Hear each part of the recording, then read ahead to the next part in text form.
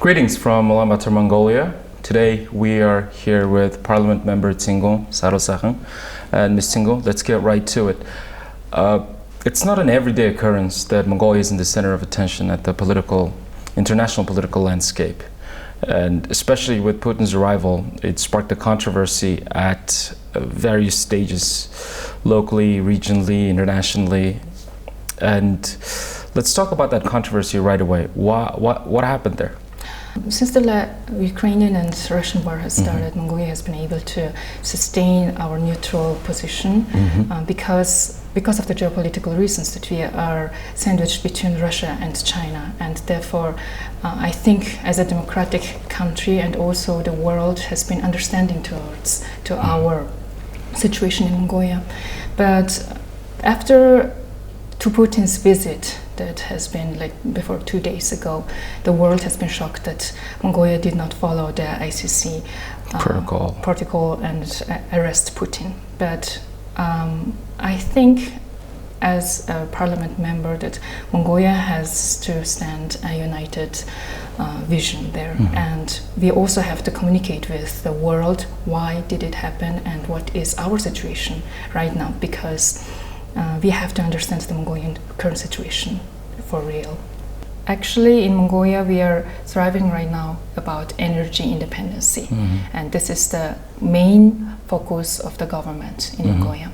And in 2022, after the Ukraine and Russian war has started, the ambassadors of the European nation made a joint press conference mentioning that those countries are willing to help Mongolia to be independent on energy. So what I see is, I do think we have to now talk openly about in which project. We've been talking about energy independence and especially liberation of the energy sector. And if and when that happens, how confident are you that investors will be even more involved with this particular sector in Mongolia? So by liberating the energy sector, of course, this would make the financial benefits to the investors, open the doors.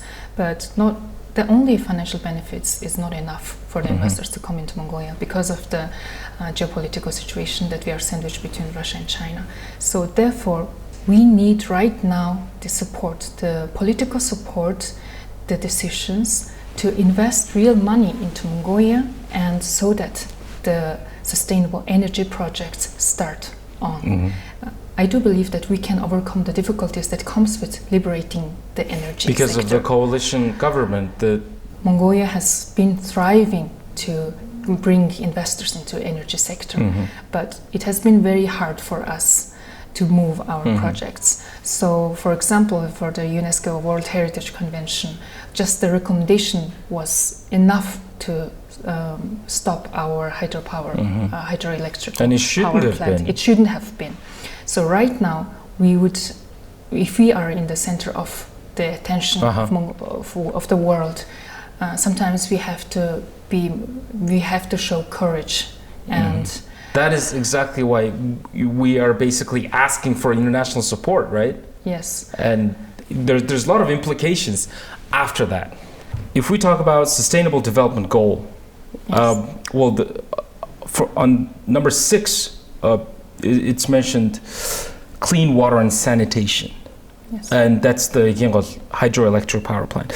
That would be in accordance to that. And then number 7, there's a affordable and clean energy. And the 10th one was reduced inequalities, which means that bigger countries tend to have the upper hand in negotiations with the smaller countries. You know, as a citizen, and I believe that I share this view with many people, the UNESCO World Heritage Committee, they have been heavily influenced by Russians. If you look at the leaders of this particular organization, and I want to ask about this.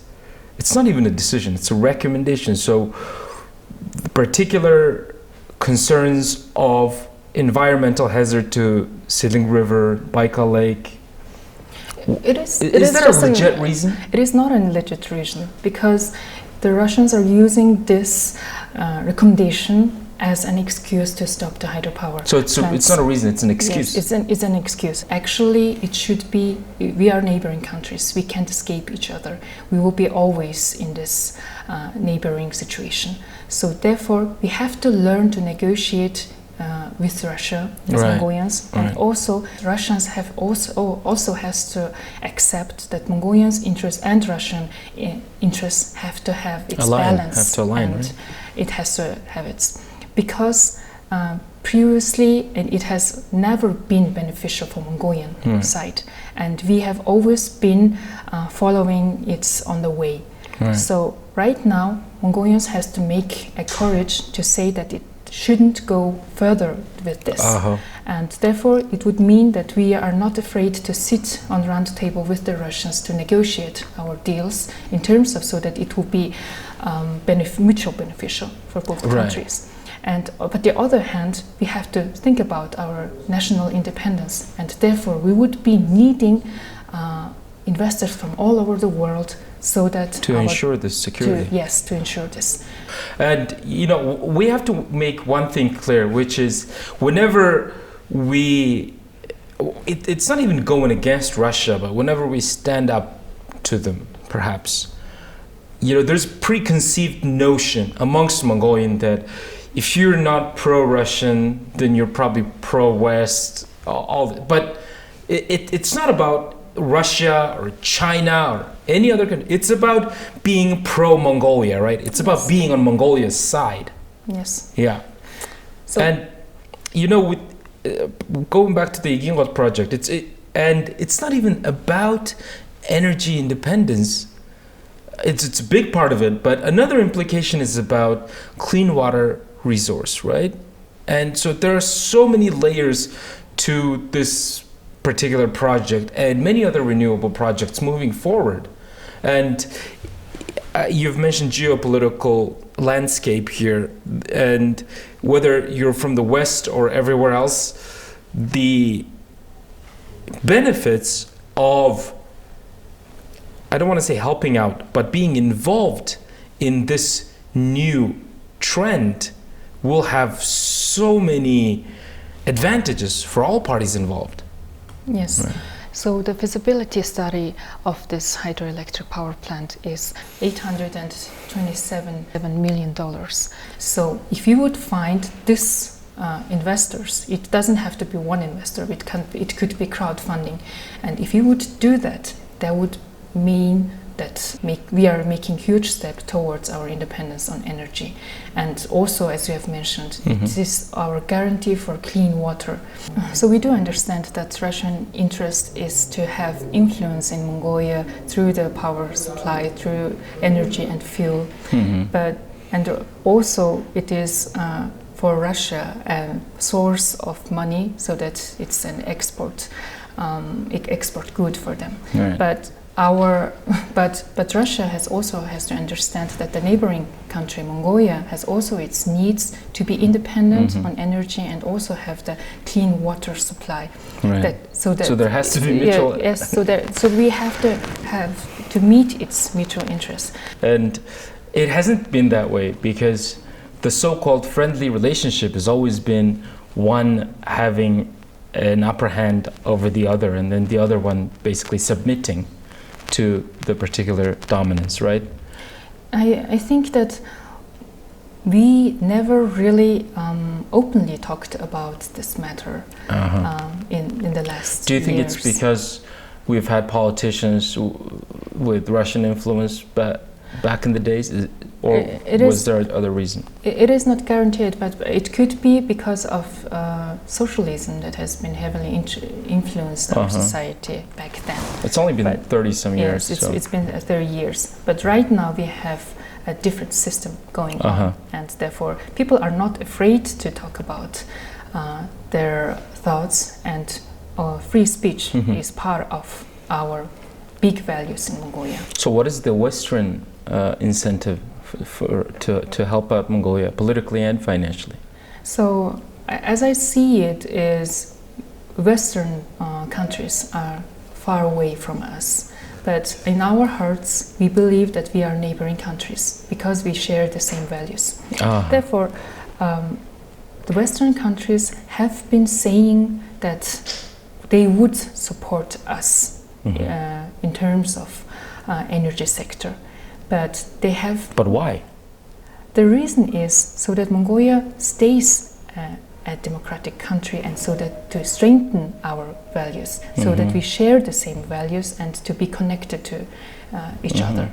So I think that is a very big. I think that's a very big commitment to make, because Mongolia is in this region the pearl of democracy, we say. Right. We Oh, like to so say it. there would be a leverage when it comes to dealing with Russia or even China. And we are in a very strategic position to see it.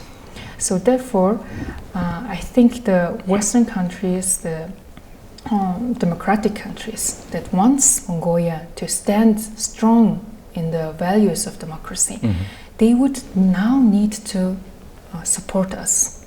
And it not only with talking, not only with or blaming that Mongolia is not following the values, but right now we have to understand the situation in Mongolia and now make a step. All right, so overall, Mongolia needs to have energy independence, energy security, and in order for that to happen, this country needs to have an understanding with the Russians. And while understanding each other's situation, and there needs to be political support from the Western countries, and also financial support from investors all around the world, and that would have so many implications all around, right? Yes, and right now I do think that the most important part is that we have to be open for every investors and for every projects that we have on the table. So right now it is the timing has never been greater than this. So I am positive that we can lighten up Mongolia starting from now. Okay.